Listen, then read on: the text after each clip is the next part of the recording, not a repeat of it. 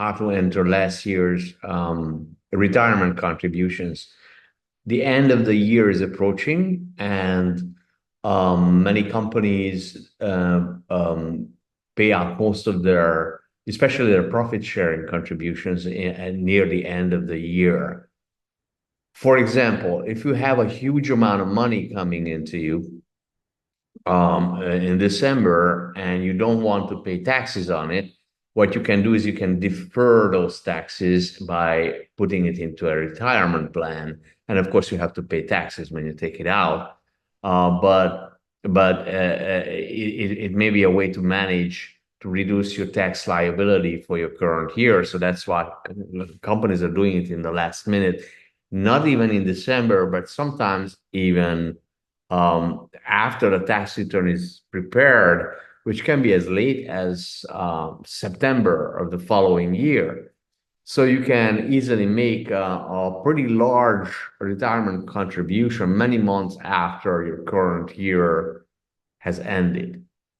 So this presentation about how to put this into QuickBooks, because it's not straightforward. So first of all, the first thing you need to do is you need to have an account for contributions. You need to have an account for owing a contribution, so it's a liability account.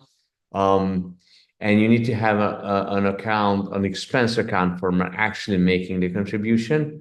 So this is an expense account. This is when you actually paid out the money.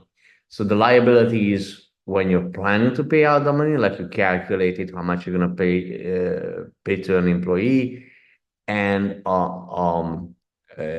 an expense account will be used for recording when you actually pay out the money.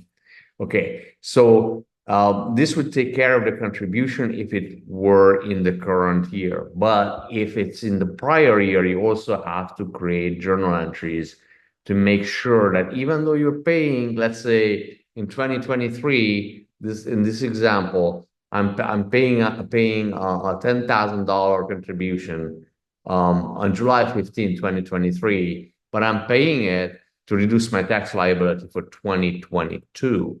In order for this to show up properly on the balance sheet and everywhere in QuickBooks, you have to create two journal entries. So I show you how to do this. First, you need to make sure that you have a liability account. So you either create one or use QuickBooks Own. I prefer to use QuickBooks Own a liability account. I call it built-in. What I mean by that is it's part of the chart of accounts out of the box with QuickBooks. So just use that unless you need something special set up. It's called Employee Benefits to Page. Just go into your chart of accounts. It should be there. And you have to create an expense account when you're actually making the payment. QuickBooks again has one for it, has an account for this. It's called Employee Retirement Plans. And this is where when the contribution is made, this is where you log the expense when you see it coming in from your bank feed. Now, if you make the contribution in 2023, and the contribution should apply to 2022. So that's if you want. So let's say you decide to reduce your tax liability by $10,000. And there are conditions. You can't just do this. There are conditions when you can do that. Like you have to make enough money, and there are some percentages and limits that it's outside the scope of this video. But let's say you can do it based on the law, and you look it up, you can do it. It's 2023, and you decide to reduce your tax liability by $10,000 for 2022. And it's August of 2023. So what do? What you do is for 2022, you create an expense of actually you debit your expense account, which is the employee retirement plan account, and you credit the liability account, and then on December 31st. So you're turning basically this into a liability, and on July 15th,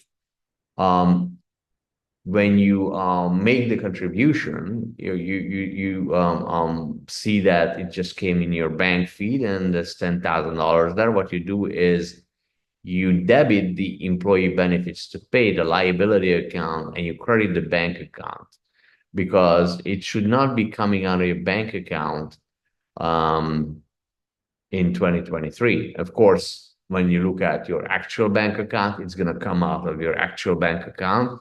So your cash flow will reflect that.